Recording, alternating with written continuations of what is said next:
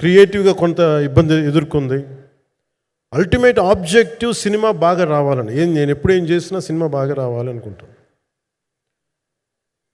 ఈ సినిమాకి ప్రత్యేకించి ఆయన తపన చూసి నేను ముఖ్యంగా పొలిటికల్ ప్రాసెస్కి వెళ్ళిపోయిన తర్వాత, పాలిటిక్స్కి వెళ్ళిపోయిన తర్వాత, డైరెక్షన్ అని వీటికి దూరమై క్రియేటివ్ పార్టీకి దూరం అయిపోయిన తర్వాత, పాలిటిక్స్ నా ప్రైమరీ ఫోకస్ అయిపోయిన తర్వాత మళ్ళీ దృష్టి పెట్టి సినిమా కావాలి మీరు చెయ్యాలని చెప్పి నా దగ్గరికి వచ్చి కోరుకున్నప్పుడు నేను ఎంత బెస్ట్ ఇవ్వగలను ఆ సినిమాకి అంత ఇచ్చాను. నేను అంటే నా బెస్ట్ ఇచ్చాను. అంటే నేను అంటే అన్నిటికంటే కూడా నేను ఇవ్వలేనిది టైం ఇవ్వలేను నేను. కానీ అలాంటి పరిస్థితుల్లో ఒక క్లైమాక్స్కి దాదాపు 57 రోజులు షూట్ చేయాల్సి వచ్చింది. మండు టెండ బాగా, ఇట్స్ కైండ్ ఆఫ్ ఒక మిడ్ మే అంటే చాలా పిచ్చి ఎండ అన్నమాట. అలాంటి ఎండల్లో చాలా కాలం తర్వాత నాకు మార్షల్ ఆర్ట్స్, నేను ఎప్పుడో నేర్చుకున్న మార్షల్ ఆర్ట్స్, ఒక ఎస్క్రీమా కానీ, ఊషు కానీ, నేను నేర్చుకున్న సెల్ఫ్ డిఫెన్స్ టెక్నిక్స్ కానీ, యుఎస్లో నేను ఒక వర్క్షాప్ చేసిన జీత్ కండో ఇవి కానీ, ఇవన్నీ ఈ సినిమాకి నాకు పనికి వచ్చినాయి. నాకు వీళ్ళతో డిఫరెంట్ కొరియోగ్రాఫర్స్తో కూర్చొని ప్రత్యేకించి క్లైమాక్స్ పార్ట్ ఇది అందరికీ ఇన్స్పైర్ చేసింది. అంటే మన స్థూలంగా చెప్పాలి అంటే, ఒక క్లుప్తంగా చెప్పాలి అంటే, ఈ సినిమాకి ఇదే ఆయువు పట్టింది. ఈ ఫస్ట్ పార్ట్కి ఎక్కడో కొల్లూరు నుంచి, మన కృష్ణానది తీరం కొల్లూరు, విజయవాడ సమీపంలో ఉన్న కొల్లూరు ప్రాంతం నుంచి దొరికిన ఒక కోహినూరు వజ్రం నుంచి అది ఎటు మన గోల్కొండ రాజుల దాకా వచ్చింది, మన హైదరాబాద్ సుల్తాన్ల దాకా ఎలా వచ్చింది, దీని ట్రావెల్ ఇటు వెళ్ళింది. ఇవన్నీ జరిగినప్పుడు దీని నేపథ్యంలో జరిగే కథ ఇది. ముఖ్యంగా ఈ ఫౌండేషనల్ వర్క్ చేసిన వ్యక్తి క్రిష్ జాగర్లమూడి గారు చాలా హై కాన్సెప్ట్తో పట్టుకొచ్చారు దీన్ని. ఆయనను రత్నం గారు నా దగ్గరికి వచ్చినప్పుడు చాలా బాగా నచ్చి వెంటనే చేసిన తర్వాత ఒక్కొక్కటి కరోనా నిజంగా ఇంపాక్ట్ వచ్చింది. అంటే ఎలా ఉండదంటే, ఎంత హార్డ్గా ఉండదంటే ఇండస్ట్రీ, అది ఎవరిని తప్పు పట్టలేము. ఒకప్పుడు ఆయన వెంట చుట్టిన నిర్మాతలు, ఆయన వెంట తిరిగిన డిస్ట్రిబ్యూటర్స్, హీరోస్, అందరికి అలాంటి వాళ్ళకి ఒక నిర్మాతగా ఆయన తపన పడుతుంటే నాకు అంటే ఆయన కోసం ఖుషి తీస్తున్నప్పుడు కానీ ఆయనతోటి ఎంత సౌకర్యం ఇచ్చారంటే, అసలు మాకు 1 month ముందు ప్రీ ప్రొడక్షన్ అయిపోయి నాకు అంత సౌకర్యాన్ని ఇచ్చారు. నేను కంపోజ్ చేసిన యాక్షన్ సీక్వెన్సెస్ కానీ, ఫైట్స్ కానీ ఖుషీకి నాకు ఆల్రెడీ ఒక 1 month 1.5 month థియేటర్ నాకు ఇచ్చేసి, మన సురేష్ ఎఫెక్ట్స్ థియేటర్ మొత్తం ఇచ్చి నాకు అంత లగ్జరీ ఇచ్చిన వ్యక్తి ఆయన నలిగిపోతుంటే నాకు నిజంగా చాలా బాధేస్తుంది. ఒకసారి it is not about money, it's not about success, it's about standing by hmm you trust, who stood for the people, who stood for the industry. నాకు ఎందుకు ఇది మీతో పంచుకోవాలనిపించింది. సినిమా ఎంత విజయం ఇది నాకు నిజంగా తెలియదు, ఎందుకంటే నేను ఇట్లా అనుకోవచ్చు, ఇంకోలా కానీ ఒక్కటి మటుకు చాలా సిన్సియర్గా చెప్పగలను. Krish came out with very good concept, చాలా హై కాన్సెప్ట్ పట్టుకొచ్చారు. కొంత వ్యక్తిగత కారణాలు, కొన్ని ప్రొఫెషనల్ కారణాలు ఆయన ప్రాజెక్టుకి బయటికి వెళ్ళినా కానీ దీన్ని ఫౌండేషనల్ వర్క్ చేసిన క్రిష్ గారికి మనస్ఫూర్తిగా నా హృదయపూర్వక ధన్యవాదాలు తెలియజేస్తాను మా అందరి తరఫున. అలాగే తర్వాత స్టెప్ ఇన్ అయింది మన జ్యోతికృష్ణ గారు. నేను ఖుషి సినిమా చేస్తున్నప్పుడు అప్పుడే లండన్ ఈ ఫిల్మ్ మేకింగ్ కోర్స్ చేసి మన డైరెక్షన్లో ఇన్స్టిట్యూట్ అంతేనా డైరెక్షన్ ఫిల్మ్ మేకింగ్ కోర్స్ చేసి అప్పుడే గ్రాడ్యుయేట్ అయ్యి వచ్చి అప్పటి నుంచి ఉన్నప్పుడు బట్ యాక్చువల్ తనతో మాట్లాడుతుంటే మోస్ట్ సెన్సిబుల్ డైరెక్టర్ అనిపించారు. ఒక టైంలో ఏమనిపించిందంటే, బయట ఉన్న మాటలు కానీ అసలు సినిమా వస్తుందా లేదా బయటికి అని ఉండేది. కానీ మాకు ఎప్పటికప్పుడు నీరసం పడిపోయినప్పుడల్లా నాకు నీరసం వచ్చేసేది. సినిమా అవ్వదా అనుకున్నప్పుడల్లా దీనికి ప్రాణవాయువునిచ్చిన వ్యక్తి కీరవాణి గారు. ప్రతిసారి నేను వర్క్ చేసి నేను ఎందుకంటే సినిమా చివరి దాకా నేను నమ్మను. ఎప్పుడు నేను ఒక సినిమాని నేనేం నమ్ముతాను, చిన్నప్పటి నుంచి వెరీ ఫార్మేటివ్ ఇయర్స్లో నుంచి కూడా ఒక మంచి సినిమా గురించి నువ్వు మాట్లాడక్కర్లా, రిలీజ్ అయితే బాగలేకపోతే ఎలాగ మాట్లాడక్కర్లా.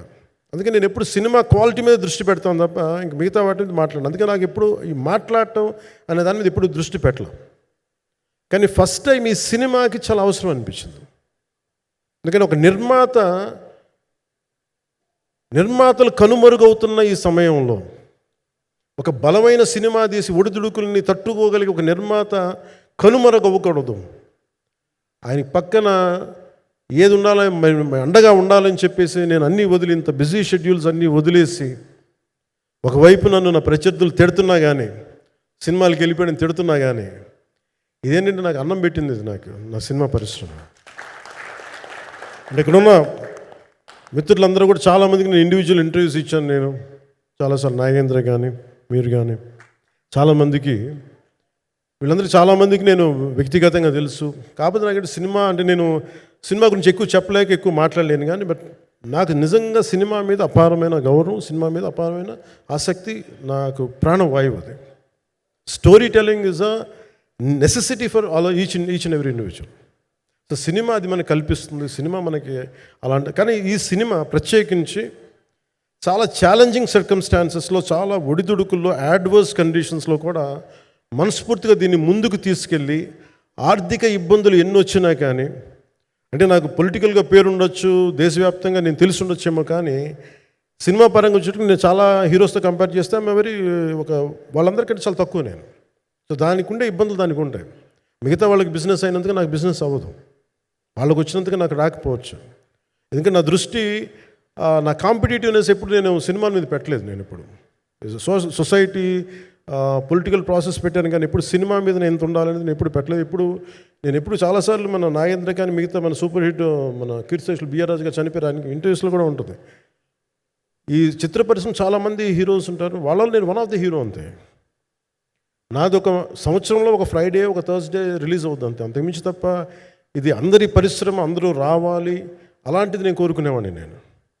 సో దాంట్లో భాగంగా రత్నం గారు లాంటి నిర్మాత బతికుండాలి, రత్నం గారి నిర్మాతకి ఇబ్బందులు కలగకూడదని చెప్పి లాస్ట్ మినిట్లో ఇంక చూసిన తర్వాత I stepped in to it. నేను భుజాల మీదకి తీసుకున్నాను ఇది. క్లైమాక్స్ని ఎలా భుజాల మీదకి అంటే, ఎందుకంటే ముఖ్యంగా ఇక్కడ ఇది ఇంకొక బలమైన స్టార్ కాస్టింగ్ చాలా బాగా చేశారు ఆయన. ముఖ్యంగా బాబీ డియోల్ గారిని అంటే ఈరోజు చూస్తుంటే నాకు అదే అనిపించింది. ఈరోజు మన ప్రెస్ మీట్ కూడా నేను వచ్చాను. పాపం అందరూ ఎంత బిజీగా ఉన్నారని కొన్ని రాత్రుల నుంచి నిద్రలేదు. మన మనోజ్ పరమహంస గారికి కానీ, రత్నం గారికి కానీ, జ్యోతి గారికి కానీ, పాపం ఈ సినిమా ప్రమోషన్ సింగిల్ హ్యాండెడ్గా పాపం నిధి అగర్వాల్ భుజాల మీద వేసుకొని నాకే బాధ అనిపించింది. పాపం ఒక అమ్మాయి తన కెరీర్ తను చూసుకోవాల్సిన అమ్మాయి కూర్చోబెట్టి నాకే సిగ్గు అనిపించింది. I have to truly appreciate you. అంటే చాలా పాపం అన్నీ వెళ్తూ ఉంటే నాకు ఇదేంటి సినిమాని అనాథలా వదిలేశారంటే అనిపించింది. సో నాకేమనిపించింది, ఈ సినిమాకి ఎవరు అనాథలా వదలలేదు, నేను ఉన్నానని చెప్పడానికి వచ్చాను ఈ రోజున. ఎందుకంటే నేను కోట్లాది మంది ప్రజలకి అండగా ఉండేవాడిని, దేశంలో ఉండే సమస్యలకి స్పందించేవాడిని. అలాంటిది తెలుగు సినిమాకి, నా సినిమాలకి మీకు తెలుసు గతంలో ఎన్నిసార్లు ఇబ్బందులు పెట్టారు. అదే మన ప్రభుత్వం అక్కడికి రాగానే వెంటనే సాధారణంగా హృదయ కవాటాలు తెరిచి మరి ఆహ్వానించాం. ఏమీ కృతజ్ఞత కూడా ఆశించలేదు. అంత చిత్ర పరిశ్రమను అంత గుండెల్లోకి తీసుకుంటాం. అలాగే దీనికి సంబంధించి అలాంటిది నా సినిమాని నేను ఎందుకు వదిలేస్తాను? ఎందుకంటే ఇది ఇంకో సినిమా కాదు, ఒక మేకప్ మ్యాన్గా ప్రారంభమయ్యి ఇంకో ప్రొడ్యూసరు, డబ్బులున్న ప్రొడ్యూసరు, పెద్ద జీవితాల నుంచి వచ్చిన ప్రొడ్యూసరే కాదు, చాలా చిన్న స్థాయి నుంచి, ఒక మేకప్ మ్యాన్ స్థాయి నుంచి బాయ్గా స్టార్ట్, అంటే చిన్నప్పటి అసిస్టెంట్గా స్టార్ట్ అయ్యి చాలామంది మన సీనియర్ దర్శకులందరి దగ్గర పనిచేసి అంచెలంచెలుగా ఎదిగి నిర్మాత అయ్యి, దర్శకుడయ్యి, స్క్రీన్ ప్లే రైటర్ అయ్యి, మీరు ఏమన్నానంటే ఆయన మౌనంగా ఉంటారు. ఎవరు ఎన్ని ఇబ్బందులు పెట్టినా మౌనంగా ఉంటారు. ఆయన మౌనం ఒకసారి నాకు విపరీతమైన అసహనానికి గురి చేసేస్తుంది. మీరు ఏదైనా మాట్లాడాలంటే ఎవరు ఇబ్బందులు పెట్టి ఏం ఎదురు తిరగరు ఏంటంటే ఇలా అంటారు, ఏం చేయాలి. ఇంకా ఇలాంటి వ్యక్తికి ఆయన మౌనం నన్ను ఇలా రోడ్ల మీదకి వచ్చి ఇలా మీ దగ్గరికి ముందు నుంచోబెట్టింది. అంటే అంటే ఆయన ఏంటంటే చెప్తారు, ఆయన మౌనం అంటే రమణ మహర్షి నుంచి బాగా నేర్చుకున్నట్టున్నారు. మౌనం అన్నిటికీ సమాధానం. సో నాకు మనస్ఫూర్తిగా ఈ స్టార్ కాస్టింగ్ ఒకటి, అంటే నా చిత్ర పరిశ్రమ మీద ఎందుకు ఇంత గౌరవం అంటే మనందరం కులాల మీద, మతాల మీద, ప్రాంతాల మీద, భాషల మీద కొట్టుకుంటూ ఉంటాం. But any film industry take in this world, especially Indian film industry, దీనికి there is no caste discrimination, there is no region discrimination, there is no religion discrimination, nothing. It's purely your creative potentiality, purely your creative ability. నువ్వు చిరంజీవి గారి తమ్ముడు కావచ్చు, చిరంజీవి గారి కొడుకు కావచ్చు, లేదంటే ఇంకొకళ్ళు అబ్బాయి కావచ్చు, మేనల్లుడు కావచ్చు, ఇట్ డజంట్ మ్యాటర్. నీకు టాలెంట్ లేకపోతే నువ్వు నిలబడలేవు, నీకు సత్తా లేకపోతే నువ్వు ఇక్కడ ఉండలేవు. అది నా కొడుకైనా సరే. ఇట్ ఆల్ డిపెండ్స్ నీకు ఎంత టెనాసిటీ ఉంది, ఎంత పర్సీవరెన్స్ ఉంది, ఎంత నిలబెట్టుకోగలవు, ఎంత నిలదొక్కుకోగలవు, ప్రతికూలతలు ఎంత బలంగా నిలబడగలవు. ఒక నిర్మాత సినిమా తీయడం అంటే ఒక యజ్ఞం చేయడం లాంటిది. తిట్లు తినాలి, ఇబ్బందులు పడాలి, అన్నీ పడిన తర్వాత ఫైనల్గా డబ్బులు మిగిలితే కూడా తెలియదు. ఇలాంటి పరిస్థితుల్లో నాకేమనిపించిందంటే ఈయన పడ్డ కష్టం చెప్పాలనిపించింది ఈ రోజున. ఈ ప్రెస్ మీట్ తాలూకు ముఖ్య అంశం, ఒక చిన్న స్థాయి నుంచి వచ్చిన వ్యక్తి నిర్మాతగా ఎదిగి ఆయనకున్న పాపం, ఆయన మంచితనం ఆయన్ని శాపంగా అవ్వకూడదని చెప్పి ఒక ఉద్దేశంతో ఆయన మంచితనం చెప్పాలి, ఆయన ఒక మంచి సినిమా చేశారని చెప్పడానికి నేను ఈ రోజున మీ ముందుకు వచ్చాను. ఎందుకంటే నేనేం నమ్ముతానంటే సినిమా బాగుంటే ఎలాగో చూస్తారు, దీని గురించి చెప్పక్కర్లేదు. సినిమా బాగాలేకపోతే ఎలాగో చూడరు, మీరు ఎంత పబ్లిసిటీలు చేయండి ఇవన్నీ అనుకోండి. అందుకే నేను పెద్ద ఎక్కువ మాట్లాడడానికి ప్రయత్నం చేయను. కానీ ఈ పర్టికులర్ రోజు మటుకు, ప్రత్యేక ఈ రోజు మటుకు ఆయన పడ్డ కష్టం ఈ సినిమాకి